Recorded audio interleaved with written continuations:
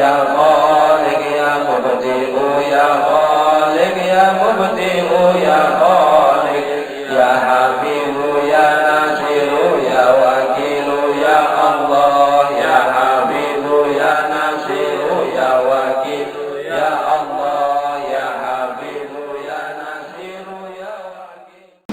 Al-Fatihah. A'udzubillahi minasyaitonir rajim.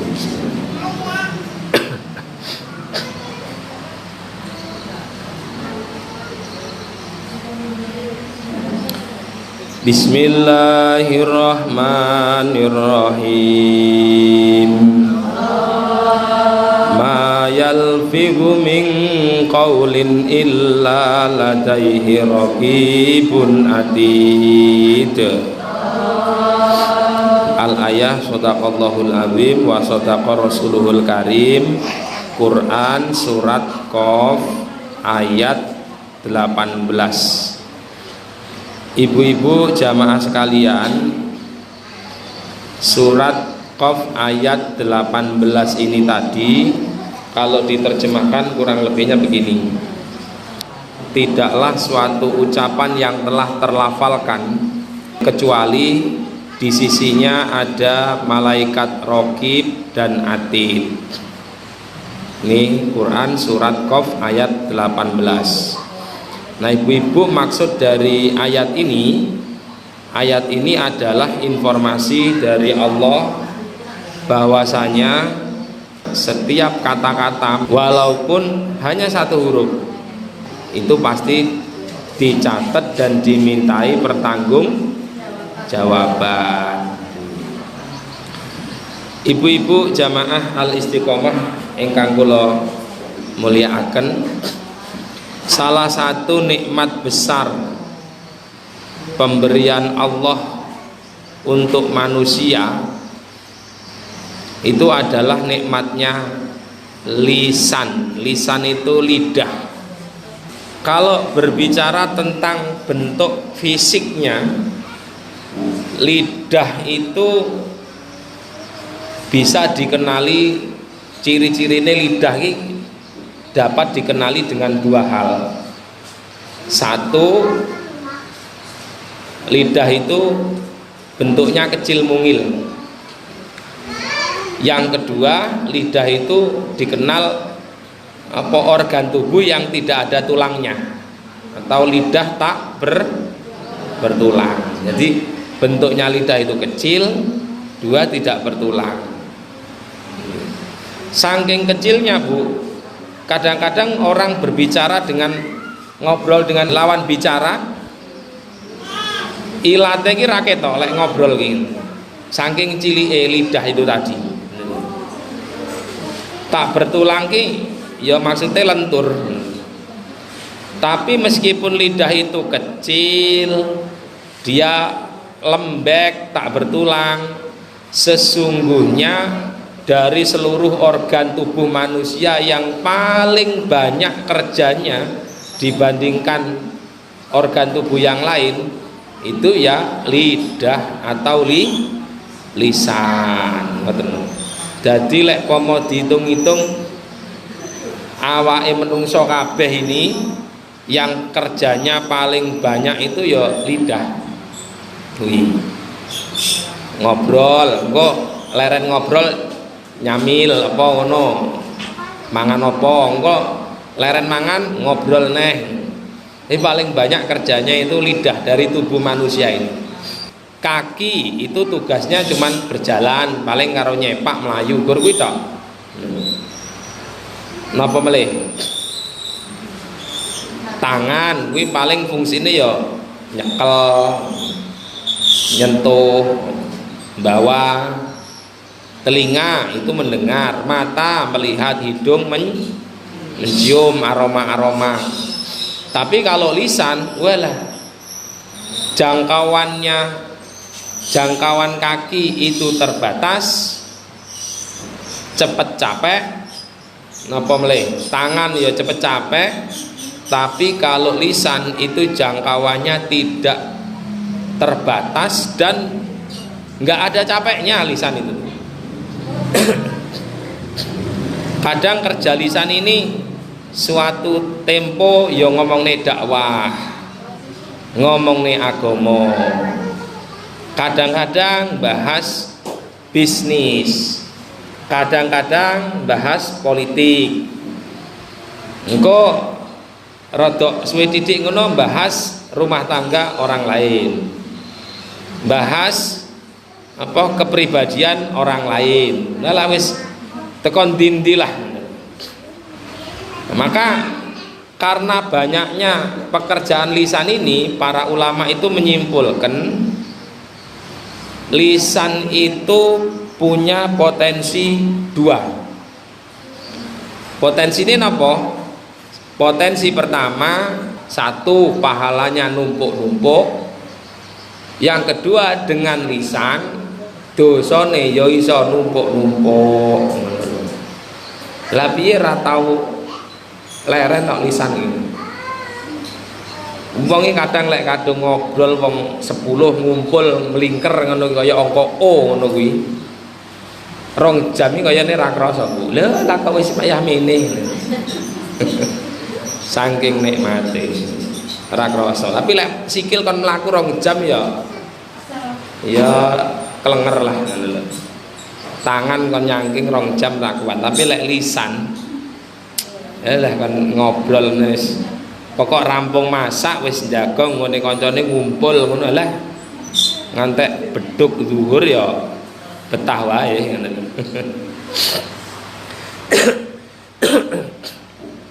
Bismillahirrahmanirrahim. Summa yang qasimul lisanu ila qismaini sahihun wa maridun. Kemudian jadi lidah manusia itu ada 2 jenis. Satu, lidah yang sehat. 2, lidah yang penyakitan. Enek ilat ki ilat waras, enek ilat ki ilat penyakitan. Lidah yang sehat itu bagaimana? Dan lidah yang sakit itu bagaimana? Ini keterangan penting kalau terangin. Lidah sehat itu lidah yang diikat, dicencang dengan tali-tali syariat. Arab muni iki digandoli karo tali mau. Sementara lidah yang penyakitan, lidah yang tidak ditali dengan tali syariat. Nah, lidah itu Bu, kalau ditali dengan syariat itu mau ngomong sak ngomong itu dia enek sing nggandoli. Tapi lara enek sing nyencang. Itu lidahnya itu akhirnya dituntun nafsu, dituntun syaiton. Muni sak muni ki ya bahaya. Wis pokoknya ciri-cirinya itu kita nggak tahu di sing mana yang ditali syariat, mana yang tidak. Lamun wong mangap delok tak delok taline ndi ngono nggih mboten ketok. Tapi bisa diketahui dengan ciri-cirinya. Ciri-cirinya lidah yang sehat itu ngobrol sak ngobrol isinya ki manfaat kabeh. Kadang-kadang nasihat, kadang-kadang ki doa, tak dongokne muga-muga sukses hasil. Kadang-kadang solusi. Iki ciri-ciri lidah sehat. Kadang-kadang ya zikir.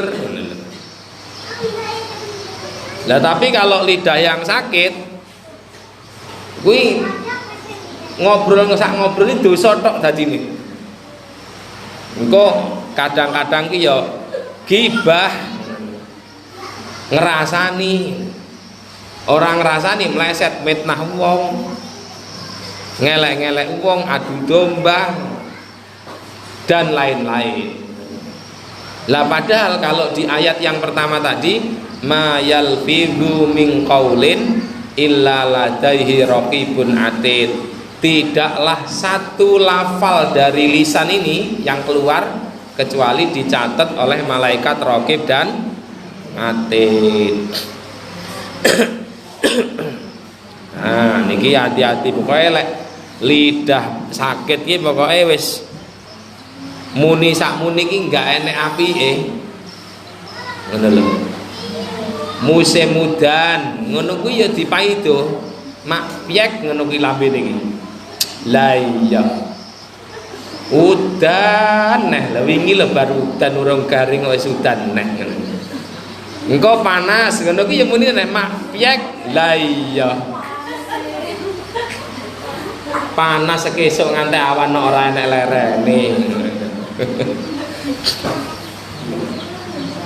Musim debu ngono kuwi ya dipaidon neh mak piek ngono neh. Engko musim banyu lha ning ndi kok banyu wae ngono. Wis pokoke lisan-lisan elek sakit ngoten niku. Kaken gersula ki elek. Padha karo nyalahne Gusti Allah. Enggak mungkin manusia itu langsung maido. Allah tidak adil. Allah jahat, Allah keji, enggak mungkin. Cara maido Allah itu banyak gersulo. Gersulo ki apa bahasa Indonesia?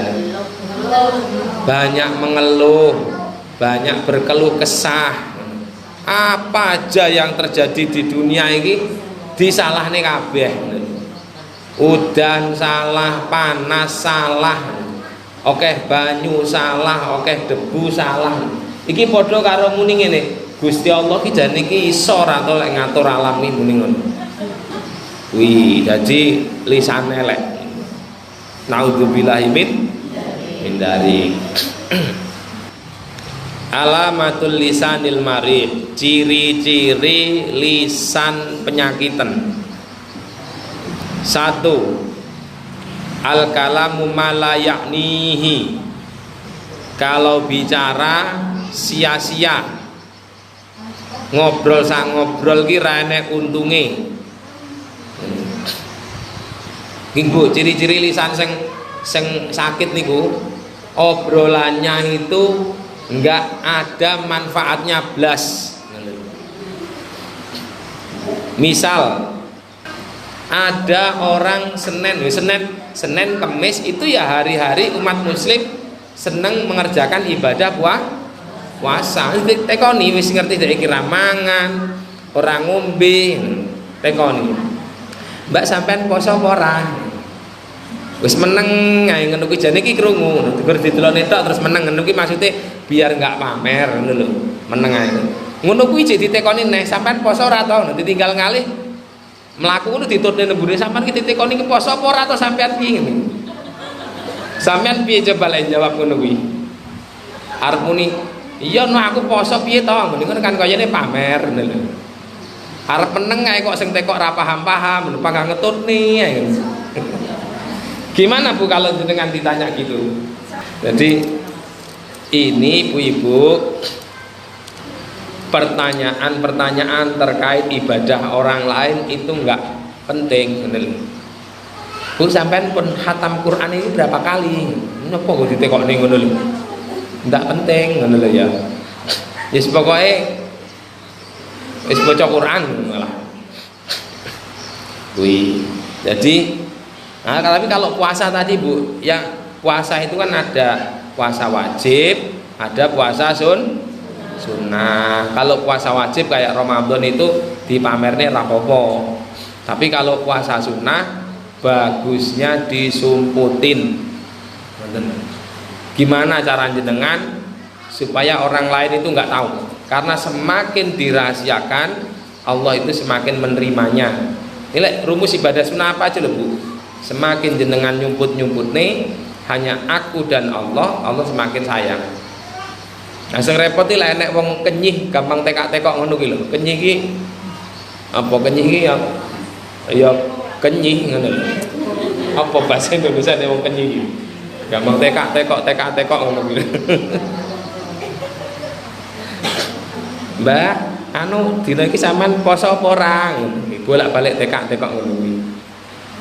Sampan boleh jawab. Kalau dia itu daripada nggak dijawab, dia tanya terus kan isin siswi gitu. Jawab ya. Terus setelah itu jenengan sambung tapi membahas yang lain. Iya, Mbak pengajiannya dengan di ngono. Iya, terus kalau ngobrol ojo disambung tentang poso niku melih. Iya, nyelimur. Yang kedua, lisan yang sakit itu ciri khasnya kasratul mujadalah, seneng nek kon debat-debatan, eyel-eyelan, ngomong nih hukum lincip-lincip tapi rada dilakoni gitu lho. Wiridan ngene iki oleh tapi ora wiridan. Ndak boleh ngoten niku. Mbarai ati apa nggih? Kaken kebanyakan berdebat itu menyebabkan hatinya keras. Agama iki ya boleh untuk menjawab, tapi kalau didebat-debatkan terus suwi-suwi malih dadine engko atine iki bengkelang atos.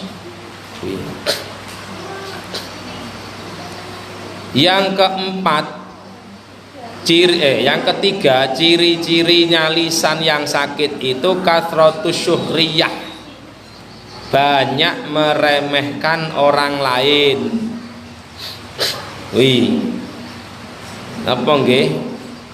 Ya wis orang remeh niki mbahanke wong liya, ge bahan omongan ngono lho. Duwe tangga, irunge iki mancung, ngono ku ya dibahas ke omongan. Duwe tangga sebelahe irunge iki pesek, ngono ya dike omongan neh ngono lho. Duwe tangga awake subur, sehat, gendut, ngono ku ya dibahas. Tangga sengkuru ya dibahas. Ngono ngopo ngono. Anu wong lek awake subur, daginge akeh kuwi tandane wonge uripe bendina ayem tentrem keceh duwe. Tapi nek tanggane dhewe sing kuru-kuru ngono kuwi bendina uripe kaya ning ngenes ae ngono. Bener mboten niku padahal ngoten niku. Mboten ngono lho. Akhire malah dikit bahan ora enek manfaate ngono lho. Akhirnya bahayanya kalau sampai orangnya dengar jadinya ya sakit hati. Ingat lidah tadi akan dimintai pertanggungjawabannya oleh Allah. Yang nomor 4, ciri-ciri lisan sakit itu kasratul ghibah, akeh leh ngerumpi. Rasan-rasane iki lho kerep banget. Kuwi asli penyakitnya akeh. Nang ngerumpi niku kadang-kadang itu enggak terasa loh Bu. Dosa yang paling banyak itu dosanya ngerumpi. Lek menurut kula ngoten. Dan ngerumpi itu tidak hanya terjadi di orang perempuan saja. Orang laki-laki ya enek sing hobi ngerumpi ngoten niku. Tapi sing paling akeh ya wedok ngoten. Wala yaktab ba'dukum ba'da ayuhibbu ahadukum ayyakula lahma akhihi maitan fakarihtumu. Allah dawuh, janganlah seseorang dari kalian ngerasani sebagian yang lain. Muslim karo muslim jangan mengerasani, menggunjing. Apakah kalian suka jika kelak disuruh memakan daging saudaranya dalam keadaan mati, jenazah mati? Maka kalian jijik pasti. Ini ayat ini informasi dari Allah tentang azab atau siksaan bagi orang yang gemar ngerumpi ketika di dunia ini. Besok di akhirat itu orang yang dirasani ini jenazahe diadai piring gedhi ngoten. Dadi ya kaya anu piring apa nampan ngoten. Dibawa sama malaikat itu disuguhkan ke orang yang dulu ngerumpikan jenazah itu. Ini dulu waktu di dunia engkau gunjing terus sampai harga dirinya jatuh. Sekarang engkau wajib memakan bangkainya, jenazahnya. Niku Quran kok yang bicara. Ya pasti bener ngono lho, pasti kon ngono kuwi tenan. Wani apa mangan jenazah? Kok mangan? Lah wong kon ngedusi jenazah ae oke sing wedi ya. Bu, ada orang ninggal ayo dimandiin. Anu aku lara weteng aku tak balik sik. Engko sing sitoke, anu aku lara untu aku. Mbak anu kaya ae lho. Lah ini suruh makan, kalau nggak mau ya dipentungi sama malaikat. Jijik sampai anu itu siksanya orang-orang yang di dunia itu seneng ngerumpi. Ngerumpi itu kalau meleset sedikit bu, jatuhnya jadi fitnah. Nah ini harus hati-hati. Kemarin sudah dibahas kan bab ngerumpi di sini? Belum. Nah, nanti kita bahas kapan-kapan tentang ngerumpi. Jadi ibu-ibu, kalau ada saudara kita sesama muslim berkumpul 10 orang sedang ngerumpi, jenengan salah satunya, jadilah yang mengingatkan. Jangan malah membumbui. Apa iya malah ngono kuwi? Lagi krungu aku. Nah, itu tidak boleh seperti itu.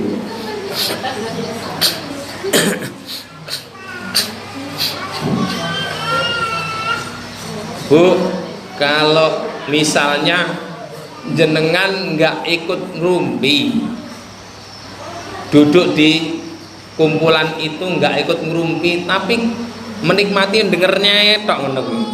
Aku ora tau ngrumpi apa Ustaz, tapi dirungokne wae ngono kuwi. Ngono kuwi dosa napa mboten? Dosa sama. Orang iya. Kalau dia mendengarkan, menikmati maka dosa. Kecuali kalau jenengan di situ tapi jenengan tidak dengarkan, tidak dosa. Dan hati-hati loh bu, kebanyakan mendengar kejelekan orang lain itu bahaya. Bahaya.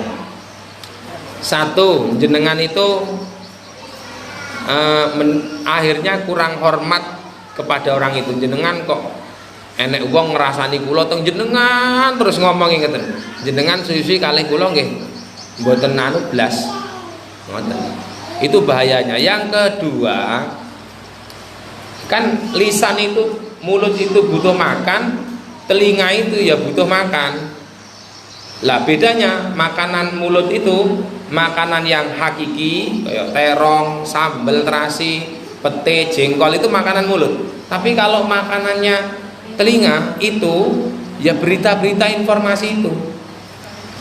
Hanya bedanya apa yang dimakan di mulut itu gampang dilupakan, apa yang dimakan telinga itu sulit dilupakan. Coba kalau tanglet seminggu yang lalu jenengan makan sayurnya sayur apa? Seminggu yang lalu loh. Lali kok seminggu yang lalu. Petang dino kepenger iki lho napa panganane. Wis lali. Tapi coba kalau makanan telinga ini tentang aib tonggo wis 5 tahun biyen menurut lihat gini lah ora ilang-ilang. Kalau jenengan itu cekcok ya, kalau nggak cekcok sih nggak dibongkar, tapi kalau pas cekcok niku yang masuk di sini nanti dibongkar nih zaman biyen iki. Eleh sampean ki aku ngerti kelakuane ngene. Nah, itu bahayanya. Maka itu kalau ada orang ngerumpi dielik nih. Cara ngeliknya ben ora musuhan piye kan, kadang-kadang ngeliknya habis itu sok suci akhirnya nggak mau kumpul lagi gitu ya bu ya. Jadi caranya gimana? Caranya adalah diselimurkan. Diselimurkan itu dialihkan obrolannya. Dienggokne omongane iki ben ora ngrasani. Engko tekok umpamane, Bu, sesuk pengajiannya di mana ya? Sing ngaji sapa? Pokoke diselani ae bendeke jam kuwi sing liyane ben ketutup gitu. Itu namanya apa? Menyelimurne tapi enggak nyakiti gitu lho. Lek langsung sampean muni ngene iki wong dosa kabeh tukang rasane aku tak balik ae ngono. Oh sesuk ya enggak dikancani tenan, enggak duwe kanca. Dibelokkan tapi caranya yang baik. Jadi ibu-ibu kalau ada tetangga ngumpul ngerasani diselimurkan. Kalau sekali, 2 kali, 3 kali tetap nggak bisa juga, jenengan sudah mengalihkan pembicaraan, yang baik jenengan langsung pindah acara. Bu, saya ada acara dulu ke sana ya, saya tak pindah tempat penting. Itu cara yang bagus, nggak menyakiti. Gibah selamanya gibah itu nggak boleh ya Pak Ustadz? Boleh. Ada gibah itu yang boleh. Misalnya gibahnya buka aib orang yang mau nikah. Ada seorang gadis, dia bertanya kepada jenengan tentang akhlak laki-laki yang mau melamar dia itu. Jenengan nggak boleh menambah-nambah kebaikannya, nggak boleh nambah-nambah kejelekannya. Apa yang jenengan tahu ceritakan, itu jadi pahala. Lek Mbak, lek sak ngertiku kae wong lanang kae apik, salatnya tekun. Ini saya nggak nambahin. Kalau nambahin dosa.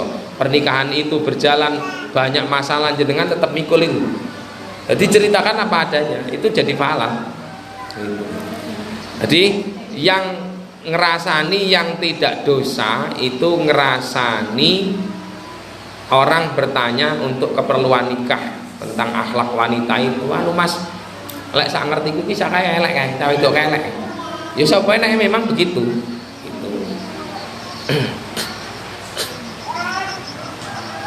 Kemudian termasuk orang yang zalim terus dinasihati sudah nggak mempan, nasihati nggak mempan, tapi tetap merugikan banyak orang. Cara menjatuhkan harga dirinya dirasani ya rasani.